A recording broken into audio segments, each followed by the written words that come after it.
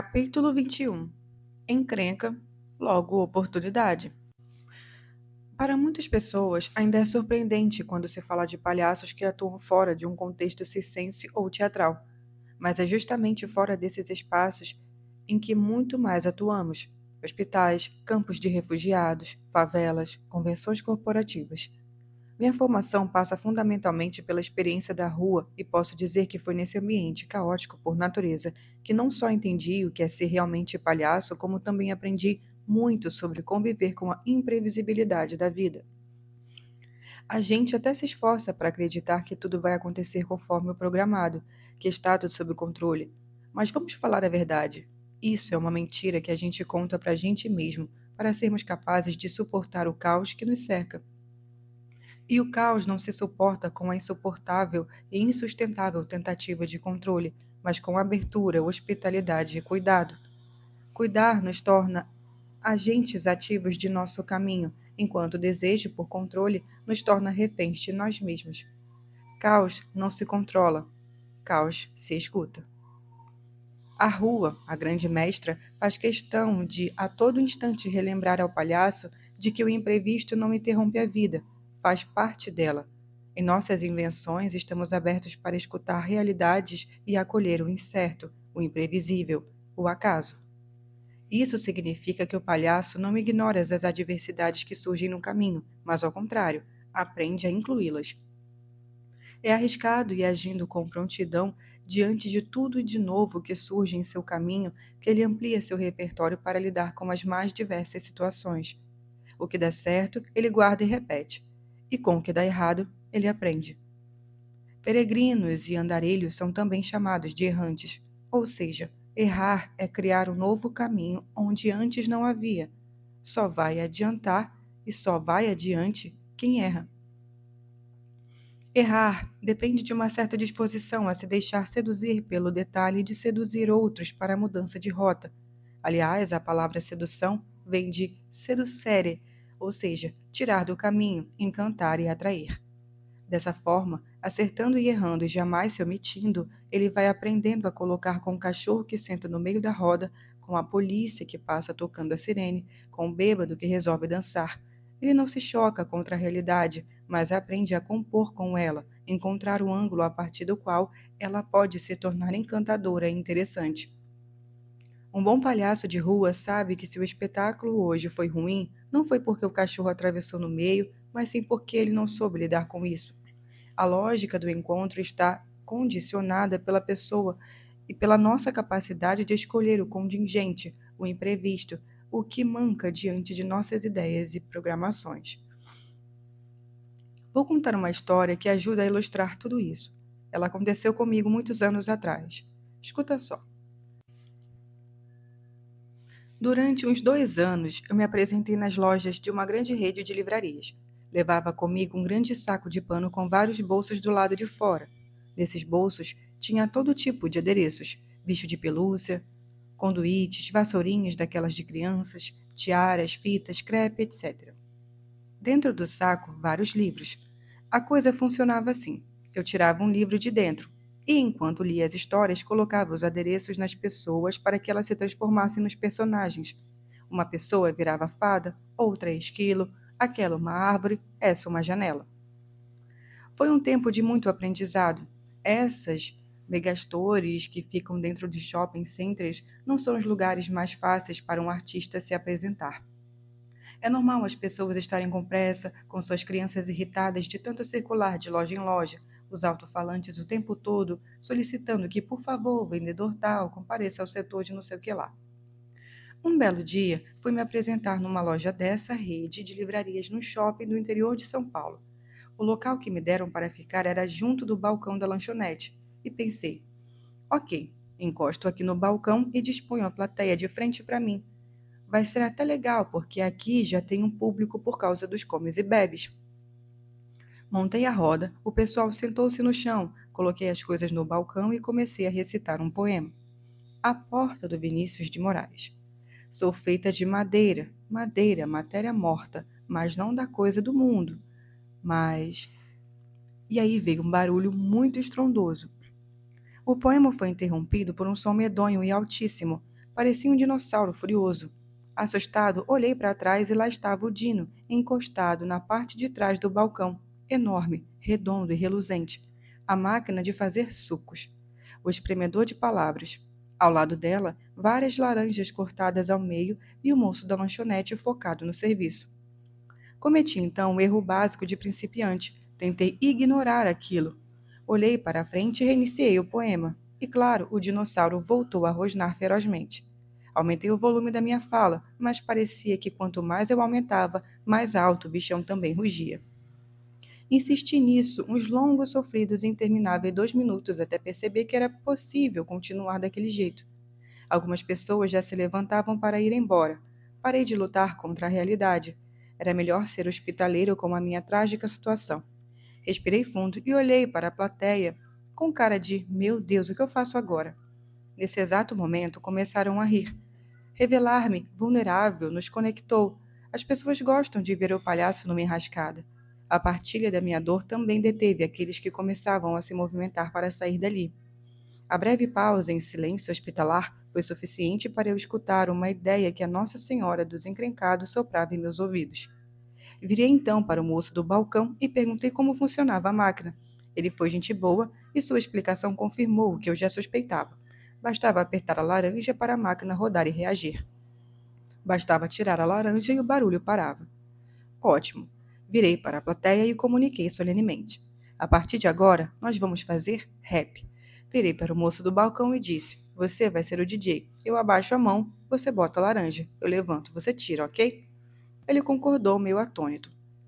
Quando você escuta os sussurros que a vida dá, ela te presenteia. Olhei para a frente de novo e olhei para lá. Tinha um menino com um boné. Pedi emprestado o boné do DJ. Risadas gerais. Ensaiamos os trejeitos de rappers. Mais risadas. Falei que ele era o MC Suquinho. Mais e mais risadas. Pedi então que a plateia batesse palma, cadenciadas. E regendo o DJ com a mão, comecei a cantar um ritmo de rap, o poema que o dinossauro havia interrompido. Foi um sucesso retumbante. Palmas, risos e mais risos. Uma festa. Como gente feliz atrai mais gente, o lugar lotou completamente. Todos nós, hospedeiros e transmissores, ficamos ali um tempão fazendo raps com os poemas criados à base de suco de laranja. Nesse dia, aprendi e reaprendi que a arte do improviso é também a arte da escuta. Aprendi que aceitar a realidade não é ser submisso a ela, mas o primeiro e essencial passo para conseguir transformá-la. Aprendi que improvisar é conseguir distinguir os objetivos dos meios para sermos capazes de desapegar dos últimos em favor dos primeiros. Eu não estava lá para recitar poemas, coisa que demorei longos e sofridos minutos para perceber. Estava lá para entreter e criar algo com aquelas pessoas. Estava lá para fazer o meu trabalho. Esse era o meu objetivo. Ter sido hospitaleiro com a situação adversa foi essencial para conseguir desapegar do meio, recitar poemas e me conectar com o objetivo de outra forma, incluindo o que antes era um grande problema. Relembrei que, ao contrário do que costumam achar, improvisar não é fazer de qualquer jeito, mas sim ter a capacidade de alocar com prontidão todo o seu repertório para manusear e transformar a realidade. Ter assumido o risco de fazer e tentar fazer melhor e não aceitar ser engolido pelo dinossauro permitiu domesticá-lo. Acho que nunca a livraria vendeu tanto suco. Nunca o querido balconista fez seu trabalho de um jeito tão divertido. E nunca mais vou me esquecer do dia em que a livraria se tornou o hospício e os meus poemas viraram suco. Missão. Se você chegou até essa parte do livro e não está lendo de forma errática e salpicada, já reteve a ideia de que escutar o outro começa por escutar a si mesmo. A escuta do seu liquidificador interno, do seu unicórnio de originalidade interior, de seus sonhos de marmota galopante por sucesso. Escutar a si mesmo envolve partir do presente, voltar ao passado e projetar um futuro solucionático para isso. Patologias clínicas como a depressão, em que ficamos presos ao juízo crítico passado, a ansiedade na qual o futuro das cartas, com sua impiedosa incerteza, assim como o pânico da angústia circular em presente eterno, estão ligadas à dificuldade de escutar a si mesmo e, consequentemente, o outro. Mediante sobre uma ocasião em que você tenha sido pego por um imprevisto daqueles, se o fato acontecesse hoje, o que você faria de diferente? O que você aprendeu sobre você neste episódio? Capítulo 22. Cuidado ou controle? A jornada da escuta é a jornada do agora rumo ao amanhã passando pelo ontem. Não acontece no futuro idealizado nem se apoia no que poderíamos ter projetado dela anteriormente. Escutar é uma experiência que se renova a cada encontro. Justamente por isso, quando estamos presos ao capítulo anterior de nossa minissérie interior, não conseguimos escutar muito bem nem ao outro nem a nós mesmos. Para escutar espanhol, Jorge La Rosa Bondia experiencia que é algo que acontece quando estamos em nós. Em espanhol, para nos referirmos à experiência, dizemos lo que nos passa, ou seja, somos atravessados pela experiência. Em francês, o sujeito de experiência é um ponto de chegada, ce que nous arrive. É preciso, então, sermos anfitriões, estarmos abertos a hospedá-la. E em português, em italiano e em inglês, onde a experiência soa como aquilo que nos acontece, nos sucede, ou happen to us. O sujeito da experiência é, sobretudo, um espaço onde tem lugar os acontecimentos. É, portanto, incapaz da experiência aquele a quem nada lhe passa, a quem nada lhe acontece, a quem nada lhe sucede, a quem nada o toca, nada lhe chega, nada o afeta, a quem nada o ameaça, a quem nada ocorre. Fazer da escuta uma experiência é deixar que as palavras e os corpos nos cheguem, nos afetem, nos atravessem. Requer estarmos vulneráveis e disponíveis para a aventura.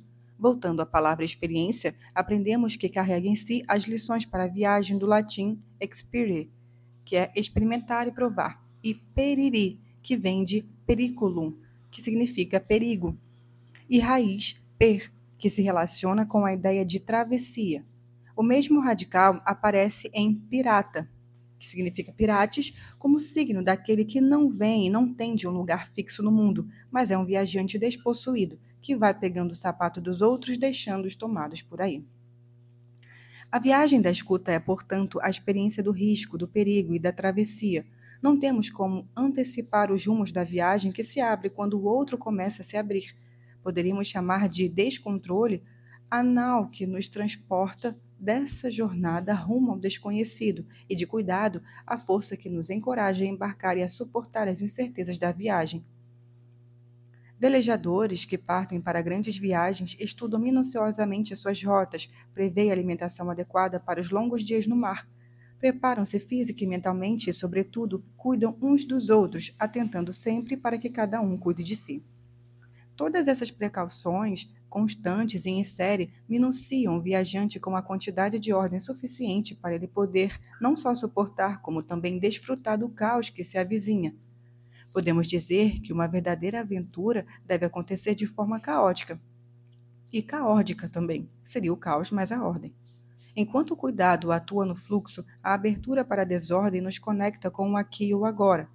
Em uma conversa, assim como numa viagem, a quantidade de controle é inversamente proporcional à qualidade do encontro. Em última instância, onde há excesso de controle, já não há encontro, nem cuidado, nem escuta. Vamos olhar um pouco mais de perto para esses dois primos, tão distantes quanto diferentes, cuidado e controle. Número 1.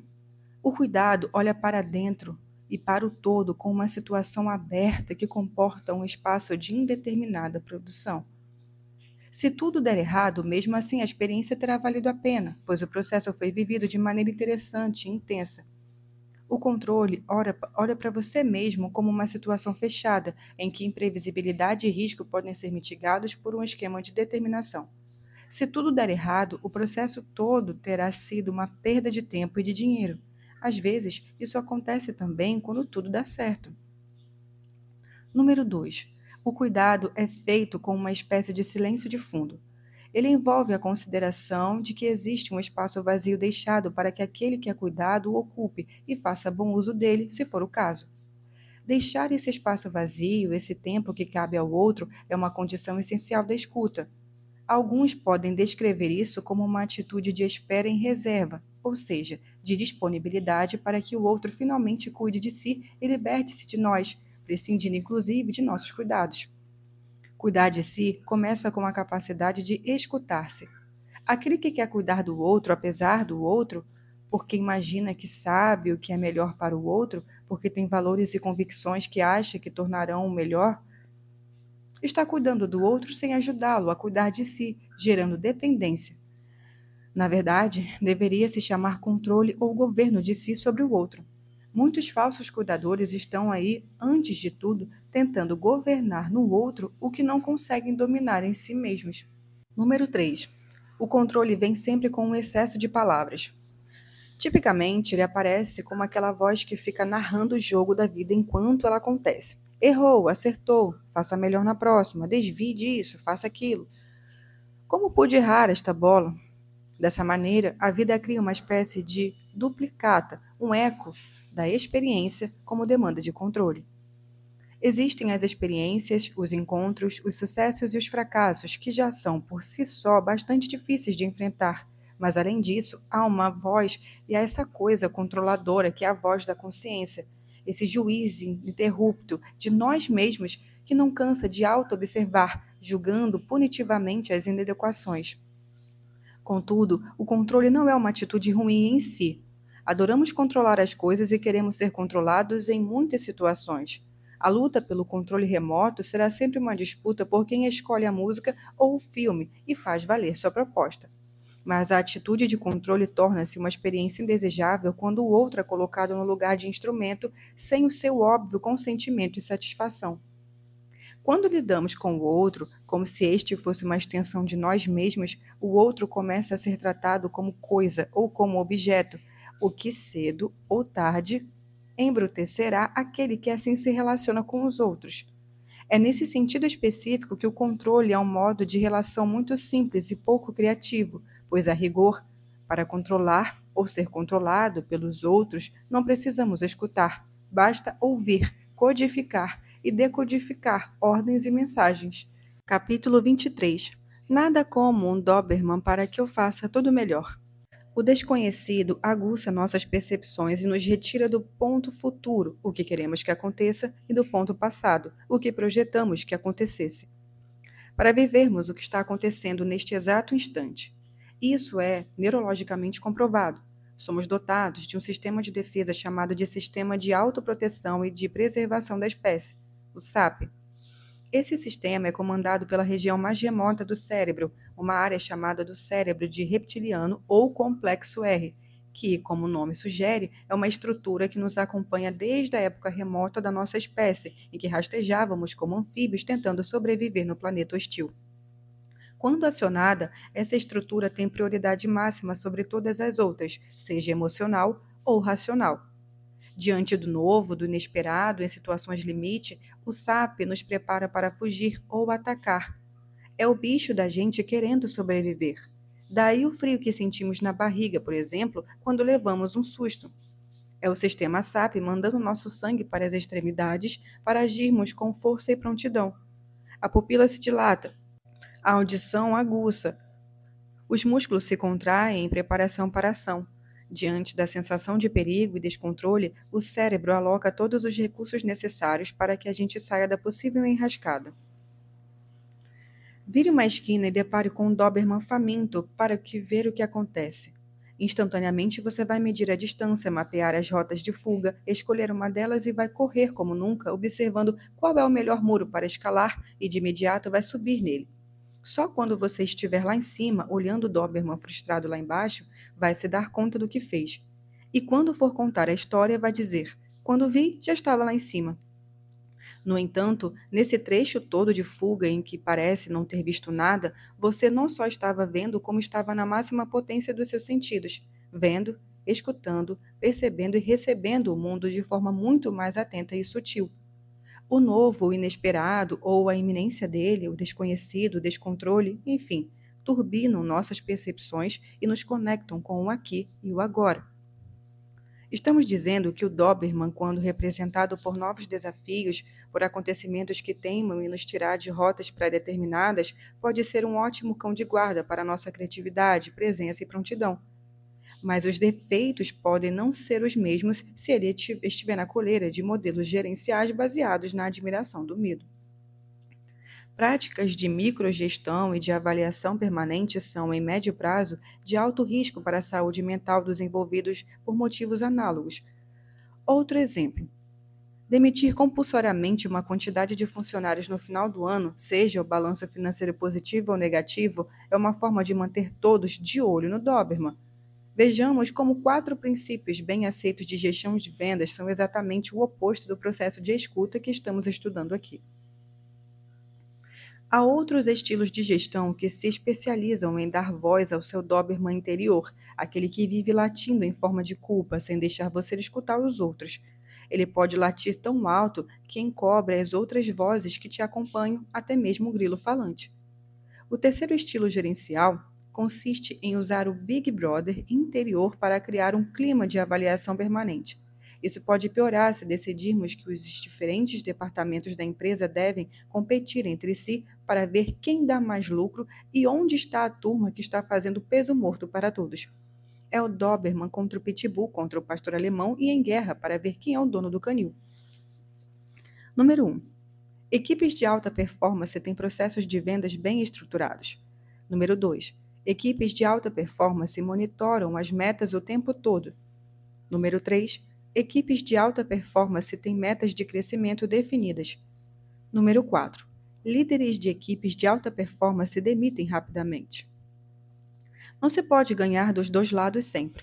Suprimir a escuta aumenta a funcionalidade em curto prazo, mas seus efeitos em médio prazo são devastadores em termos de fidelização, estabilidade e saúde mental. Uma característica desses estilos gerenciais neoliberais é que eles não estão abertos à escuta, melhor dizendo, eles estão abertos a uma espécie de pseudo-escuta inconsequente. Muito amor e muita afinidade concorrem para produzir um clima geral de fraternidade, mas que não tem relação direta com a política de avaliação e com a distribuição de bônus.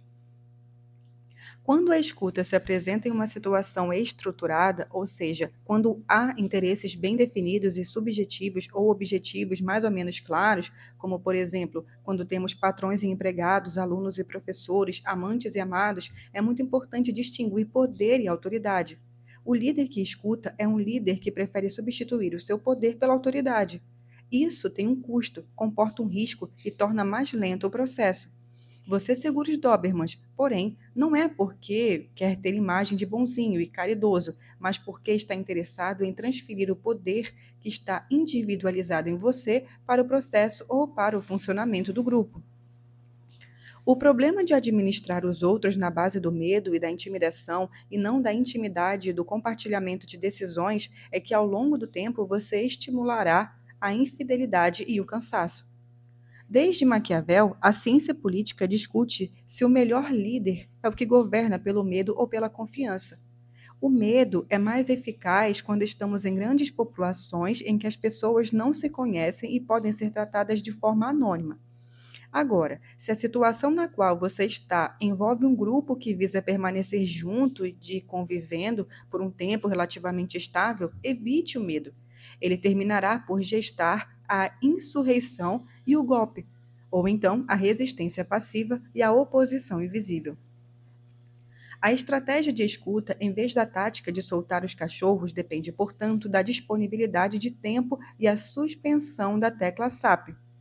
Apostar na solidariedade e não no medo como afeto fundamental das relações, lentamente pode substituir a culpa pela responsabilidade e esta pela implicação, que é o fato decisivo de um time vencedor.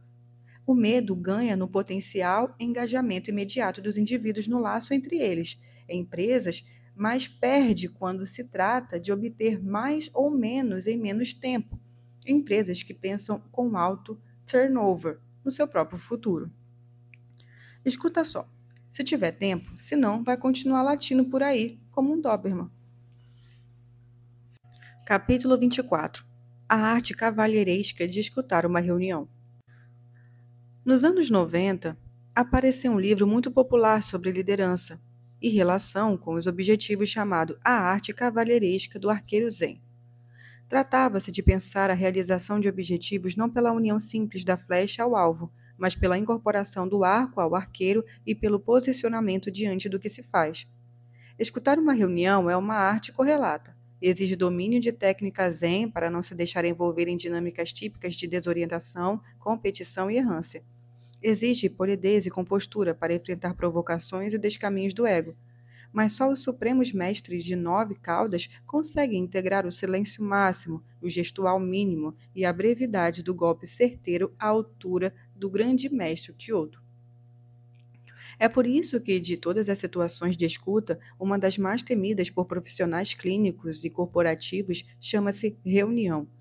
Só há algo potencialmente pior do que uma reunião, que é quando ela se acasala com uma comissão gerando frutos tentaculares de perda de tempo, competições medievais, nas quais uma questão irrelevante facilmente se transforma num daqueles jogos de tabuleiro tipo War, em que nos esquecemos do que é um jogo e passamos a viver a coisa como se realmente estivéssemos discutindo o futuro do mundo.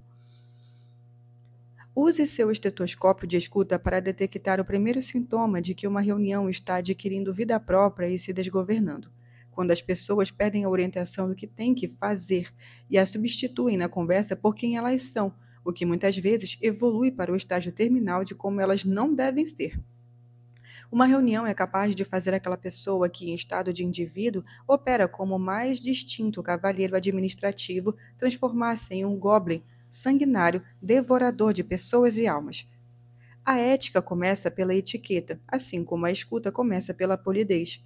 Isso não é apenas um retorno aos valores do cavalheirismo, mas uma atitude que reflete cuidado com as palavras, retendo cada uma delas como se fosse um gesto. A ética das reuniões corporativas frequentemente se desdobra em um conjunto de mensuras e ritualismos que prejudica a escuta de algo diferente do que já não foi ouvido. Em um mundo de consultores, opinadores, conselheiros e demais analistas simbólicos, cada vez mais as pessoas são pagas para falar alguma coisa. Isso pressiona a emissão de opiniões cuja única serventia e objetivo é justificar a existência do dito cujo na referida infeliz reunião. Começam efeitos que aprendemos nas redes sociais. Se 3 pessoas antes de você foram na mesma linha, por que apresentar-se com mais uma irrelevante Maria vai com as outras, em vez de criar uma opinião charmosa, destrutiva ou elegante, ainda que inútil ou digressiva, mas que exiba como você é diferente? Mais uma vez, verificamos a pouca valorização do silêncio necessário para a escuta. O silêncio é vilão, pois ele pode ser lido como descomplicação e desimplicação também, o que às vezes também acontece. Mais uma vez, temos os efeitos das palavras vazias que aqui efetivamente prejudicam a orientação do grupo para a tarefa. Um líder escutador é capaz de valorizar a palavra transformativa, mas também de desvalorizar as palavras poluentes e tóxicas que facilmente são exaladas na situação de cooperação territorial, como as de uma reunião típica e padrão.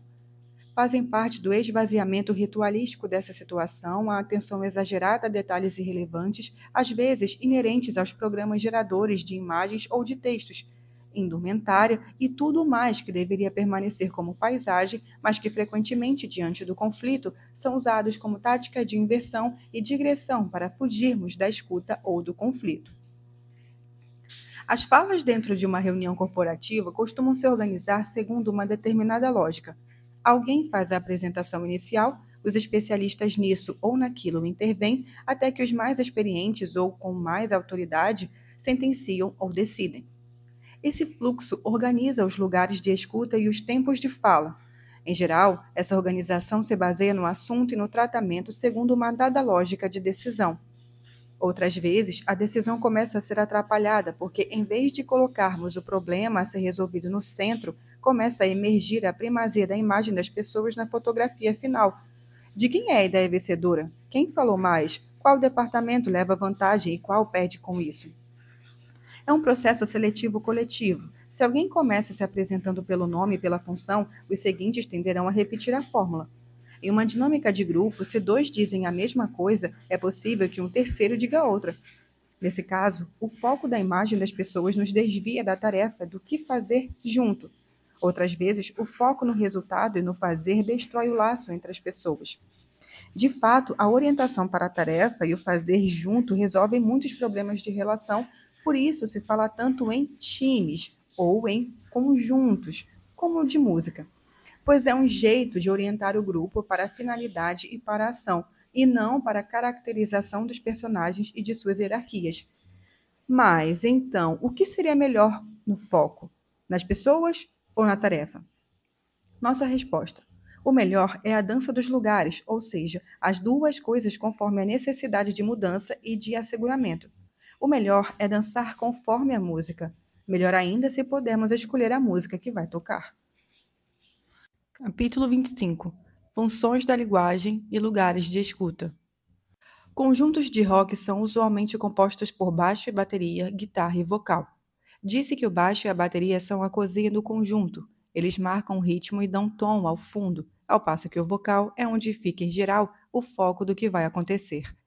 As guitarras podem estar tanto dialogando com o baixo e a bateria, quando podem assumir a condição de protagonistas, quando fazem o solo e falam por si mesmos.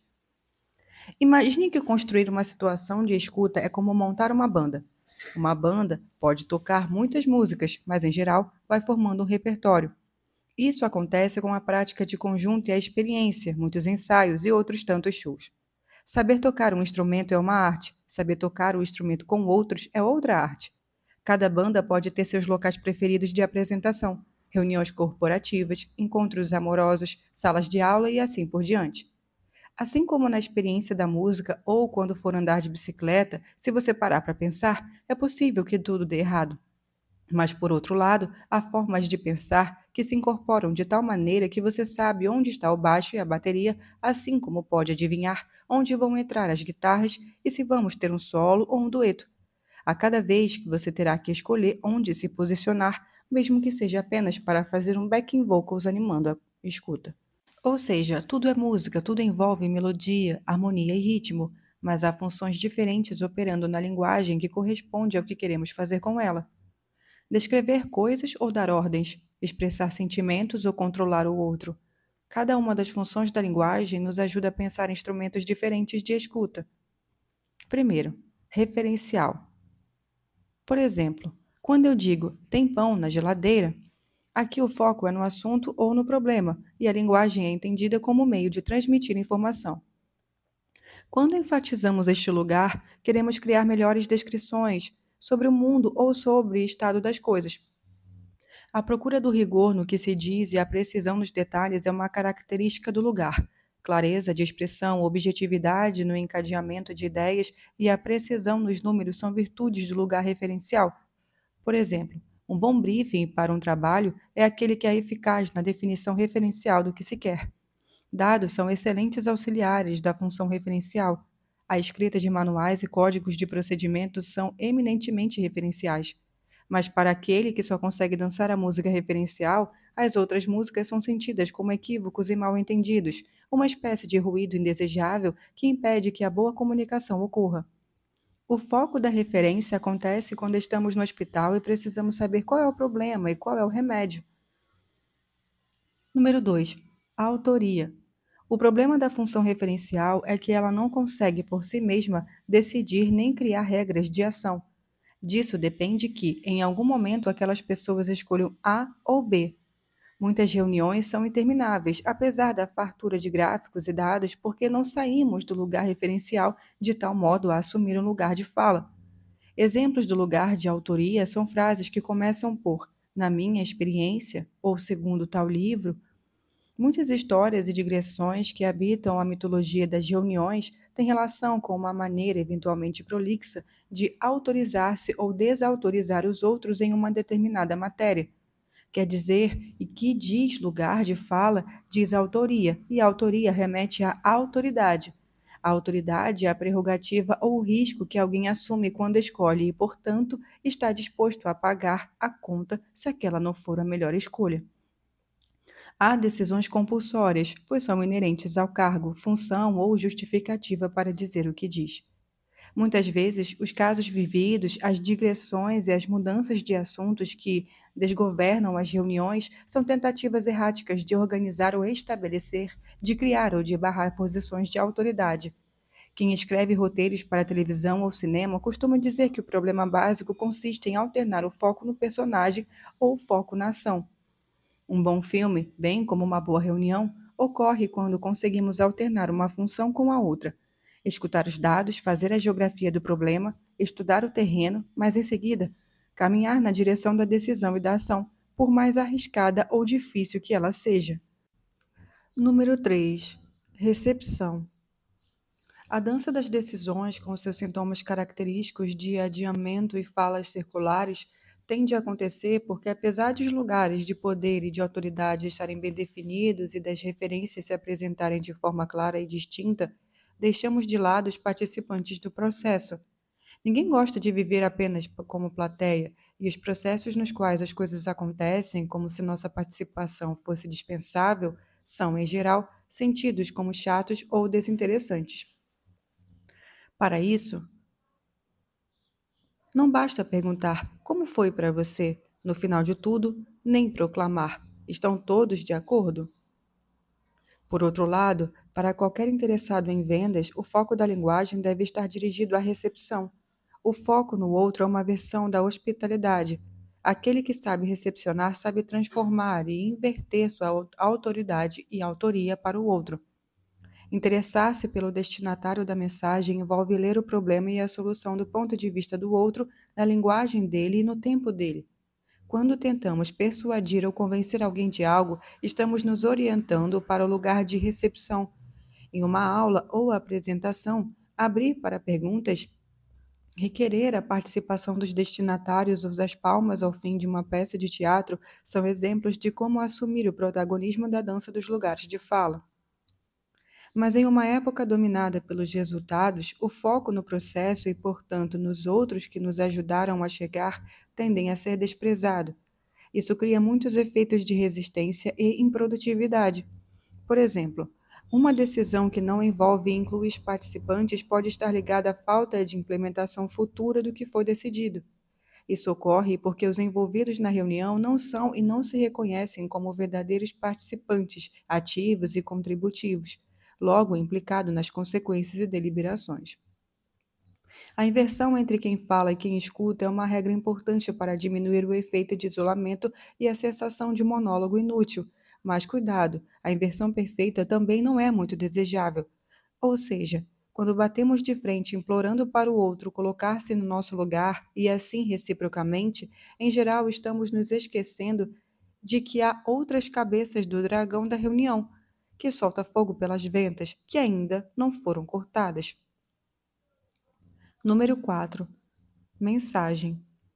Como dizia Marshall McLuhan, o meio é a mensagem, ou seja, o que se diz está na própria forma e no canal do dizer. A ênfase no lugar da mensagem frequentemente se traduz pela forma de dizer. A forma de dizer está em uma relação de potencial inversão com a referência do dizer, assim como o emissor pode substituir o destinatário ou a recepção. Muitas desavenças acontecem porque as pessoas concordam com o que está sendo dito, mas discordam do discurso. Um caso dramático é a situação de demissão.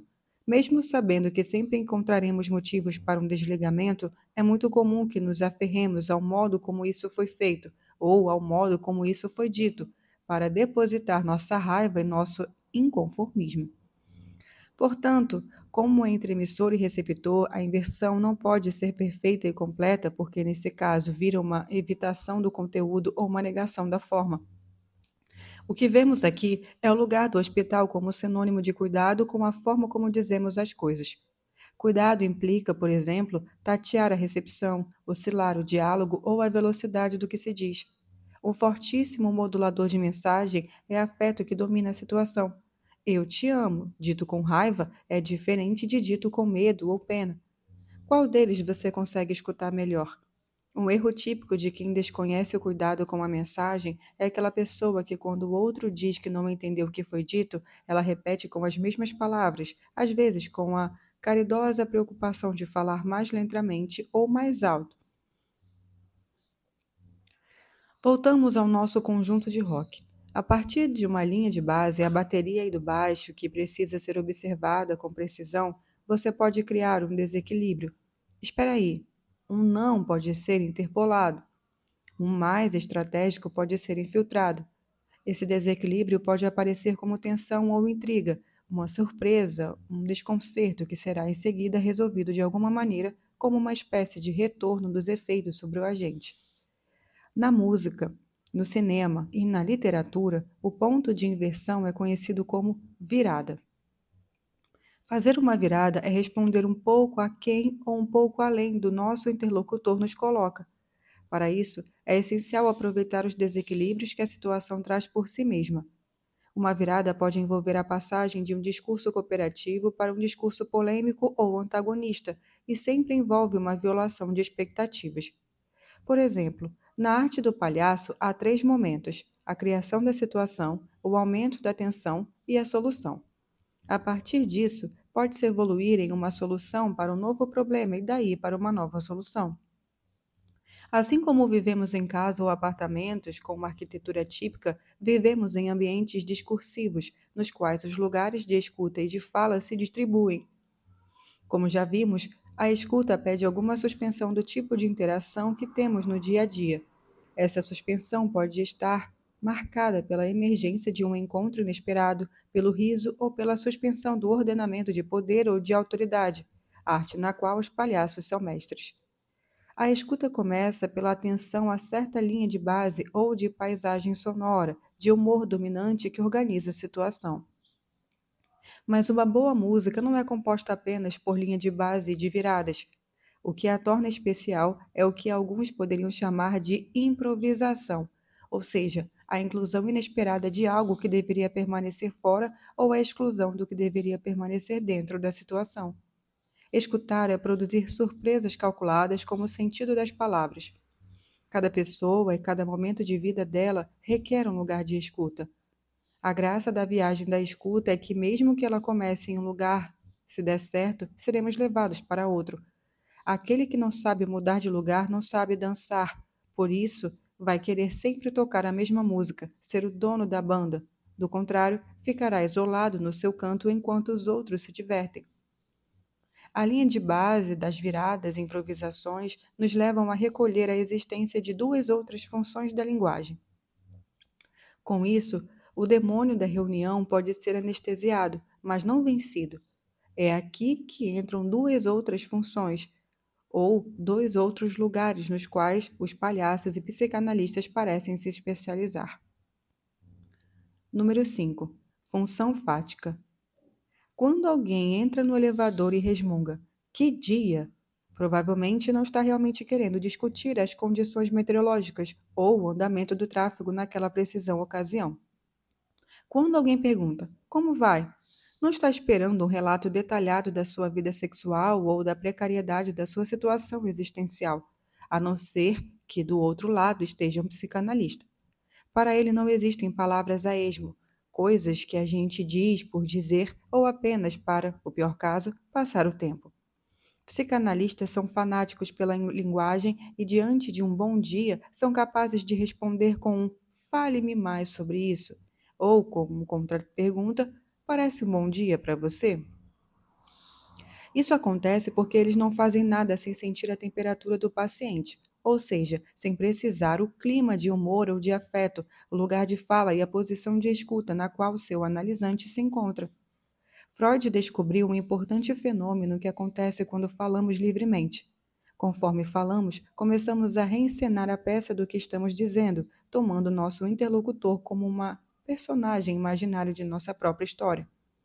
Mais ou menos como se alguém começasse a ler o roteiro da sua vida para o outro, mas como o conteúdo e a forma são tão próximos do personagem do roteiro ao autor, que ele lê o roteiro que ele recomeça a encenar a cena. E isso não estava no roteiro. Isso acontece sempre e não é uma propriedade específica da relação terapêutica. Por exemplo, uma pessoa começa a contar que brigou com alguém no trabalho e, à medida que vai entrando em detalhes e se aprofundando na história, começa a brigar com você, como se estivesse falando com o tal colega de trabalho, esquecendo que você, o amigo que está ali para escutar. A escuta do lugar fático acentua a relação entre os participantes da situação. Ela serve para ajustar o humor coletivo, a sincronização de ânimos dos interlocutores ou a sintonia entre as pessoas, antes ou independentemente do que vamos fazer e de quem somos. Sabemos que estamos juntos. O psicanalista Theodor Reik especializou-se em intuir como a forma como o paciente apertava a mão de seu analista A maneira mais ou menos típica como ele abria a porta, como fazia um silêncio inicial, tirava o casaco ou começava a falar, trazia importantes prenúncios do que viria a ser tratado na sessão. Isso que ele chamou de atmosfera é como o campo da linguagem enfática, que trata do reconhecimento de base entre duas pessoas. Eu estou aqui, você está aí. A última função da linguagem está reservada para especialistas ou grandes mestres na arte da escuta. Eles podem ser encontrados nos departamentos de vendas, nas feiras públicas, no mercado financeiro e em tantos outros casos nos quais percebemos pessoas que têm uma espécie de aptidão espontânea a perceber padrões onde outros veem apenas uma paisagem monótona, ou uma confusão de cores onde eles veem figuras se formando. Essa é a função poética, mas também aquela que é usada pelos que se dedicam a estudar a linguagem e seu funcionamento, também chamada de metalinguagem. Número 6. Metalinguística e poética. Como uma espécie de radicalização e função fática, existiria ainda uma última função que acaba todas as anteriores e que acontece quando enfatizamos a linguagem em si mesma. Essa é a função que os poetas usam para fazer seu ofício e também o que move o brincar da criança. Podemos chamar esse lugar de função lúdica ou de escuta lúdica, que é a arte na qual o palhaço se especializou. Metalinguagem é o estudo da linguagem como objeto de si mesma. Por exemplo, quando saímos da linguagem ordinária e natural e escrevemos os operadores lógicos da linguagem, estamos fazendo metalinguagem. Também quando o poeta se dedica a revirar a língua, criando sentidos, nossas formas de dizer e até mesmo novos referentes, ele está a reconhecer que há um prazer interno ao uso da linguagem que merece ser valorizado. Capítulo 26. O táxi do psicanalista. É claro que há situações nas quais a escuta é prevista e delimitada como uma sessão de análise, embora hoje, felizmente, os psicanalistas também estejam experimentando cada vez mais colocar sua escuta em ação, em situações menos estruturadas do que o consultório com hora marcada. Se você quer atender certos adolescentes, considere caminhar com eles pelas ruas. Se quer realmente escutar pessoas internadas, arrisque-se a acompanhá-las em situações familiares. Há iniciativas chamadas clínicas públicas de psicanálise que acontecem na rua, em centros culturais ou praças. Frequentemente, sou procurado por pessoas que querem fazer terapia de vidas passadas. Quando me perguntam se eu faço esse tipo de tratamento, aliás, proibido pelo Conselho Federal de Psicologia, e quando estou disposto a uma aventura, eu digo que sim. A pessoa começa a falar e logo virá a pergunta: como chegamos às minhas vidas passadas? Ao que eu respondo: você está falando sobre elas, sua infância, seus namoros passados, seus empregos que já se foram. Tudo isso são vidas passadas. E pior, várias delas estavam realmente esquecidas. Pois bem, em uma de minhas vidas passadas decidi que iria participar da Corrida de São Silvestre, que tradicionalmente acontecia à meia-noite na virada do ano. As razões da decisão eram bem pouco comuns. Tinha levado um fora de uma garota pela qual estava apaixonado. Como é sabido, para um coração partido, datas como Natal, Ano Novo e Carnaval tornam-se fúnebres. Toda aquela festa e diversão parece ter sido feita unicamente para te lembrar de que você é um miserável deixado para trás e excluído. Nesse momento e nesse contexto, vi-me em casa e me vi-me brilhante diante da ideia para suportar a virada do ano sozinho. Já sei, vou correr. Naquela época, a largada era a Avenida Brigadeiro Luiz Antônio, ladeira abaixo. E lá fui eu, ladeira abaixo, empurrado pela emoção da largada. Eu me encontrava sozinho na temida subida da Rua da Consolação, quando percebi que tinha treinado muito pouco. Não pude desligar e a escuta psicanalítica quando cheguei lá embaixo. Lembrei-me da velha piada. O que é que eu estava fazendo ali? Recuperando um amor perdido? Dei uma pequena risada interna quando vi o tamanho da tolice que estava fazendo.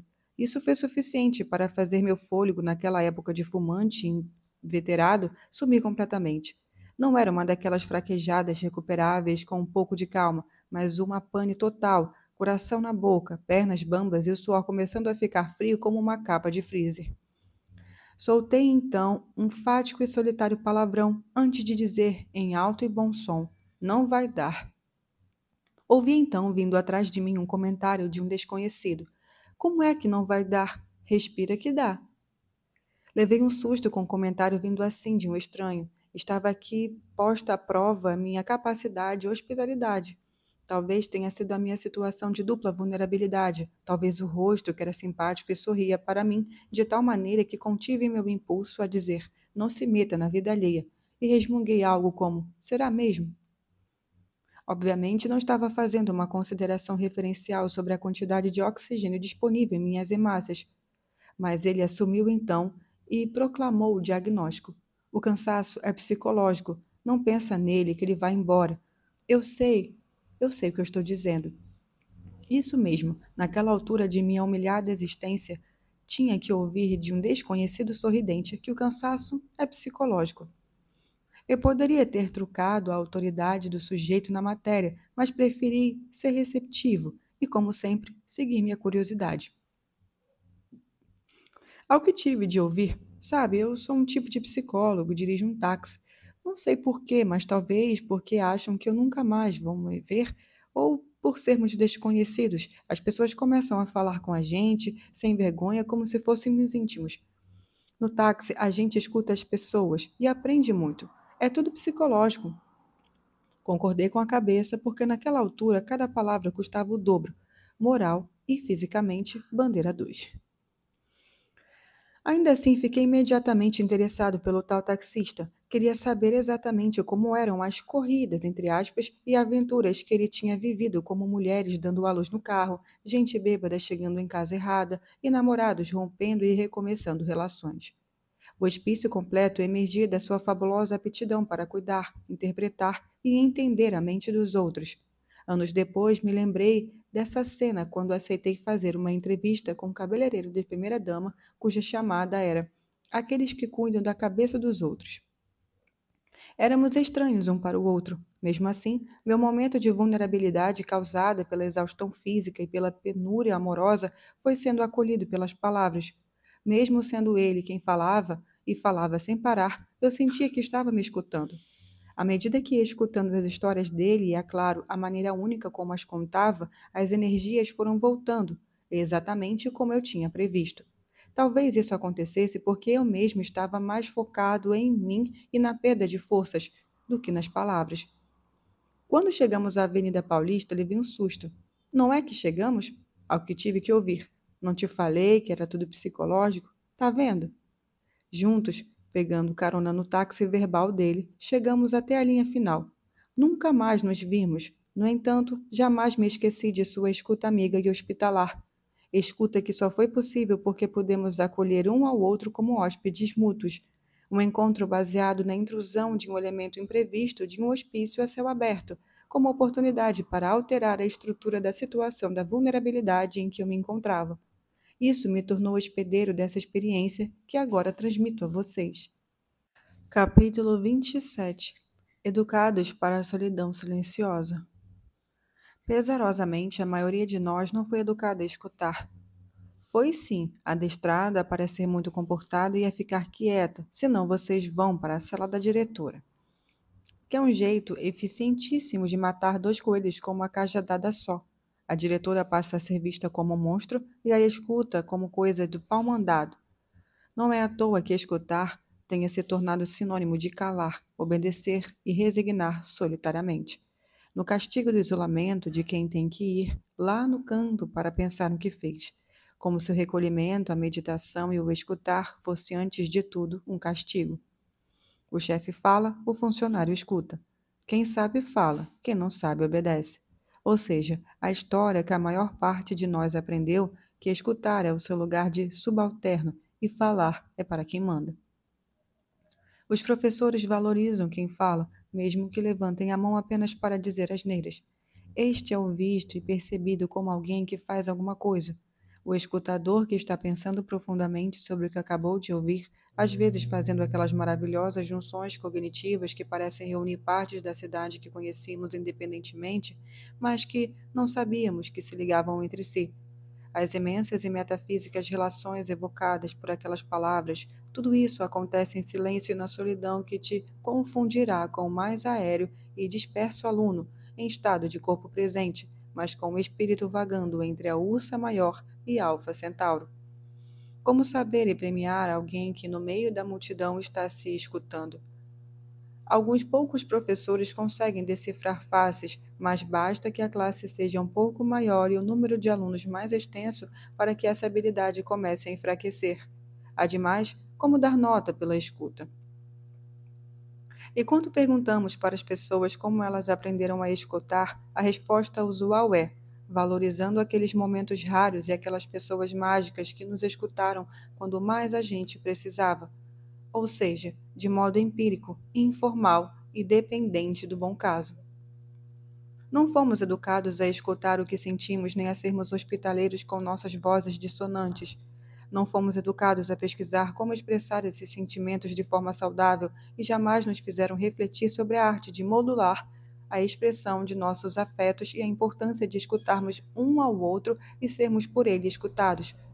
Ainda assim, sabemos que quando estamos muito eufóricos, exageramos positivamente a realidade, que quando partilhamos o nervosismo, isso parece contaminar os outros à nossa volta. Intuitivamente, sabemos que aquele sujeito de humor depressivo pode se indispor com nossa alegria e aquele outro pode ficar intimidado com nossa extroversão, apenas pelo fato de manter uma atitude mais esquiva com os outros. Fica claro que para escutar o outro, além de ler as palavras e a gestualidade, é preciso entender a dinâmica de como somos atingidos pelos afetos, de como nos movem, comovem ou emocionam em determinadas direções e, finalmente, como se estabelece uma espécie de construção compartilhada dos afetos e das emoções de forma a estabelecer sentimentos comuns. Não fomos educados a escutar o outro. Não fomos educados a tentar compreender e lidar com uma forma humanamente particular, torta e atrapalhada como cada qual consegue e fracassa ao expressar tudo o que sente, pois também, como nós, não foi educado a acolher, cuidar e expressar seus sentimentos. Não fomos educados a tolerar, compor, cooperar. Nos ensinam na escola que ser sociável é perseguir nossos próprios interesses de forma individual, respeitando os outros e obedecendo leis de convívio e educação. Fomos adestrados a cuidar de nós mesmos, a encontrar nossas próprias soluções e caminhos, sem que a escuta do outro e de nós tenha um grande papel nisso. Diante dos alunos alvoroçados, a professora e o professor dizem: levanta a mão quem quer falar. Afoita imediatamente, todos levantavam a mão. Um felizardo então é escolhido, mas enquanto ele conta sua novidade, todos os outros continuam com mãos erguidas, prontos para darem o bote e ocupar o valorizado lugar de fala. Os dedinhos em pé sinalizando que, enquanto o amigo fala, todos continuam pensando no que queriam dizer. Fomos sistematicamente educados a este vazio relacional. A aluna ou aluno que fala está feliz apenas por ocupar espaço ou tornar-se o centro das atenções, não necessariamente por estar sendo ouvido. O mais importante já foi conquistado, um lugar ao sol. O microfone é meu. E melhor, só meu. Isso tem sérias consequências para a formação de uma cultura que valoriza o debate, a diferença de ideias, a oscilação entre conflito e conciliação, pois escutar o outro é sentido muitas vezes como uma espécie de derrota ou perda de espaço. Faz parte da função hospedeira da escuta transmitir e ensinar a escutar.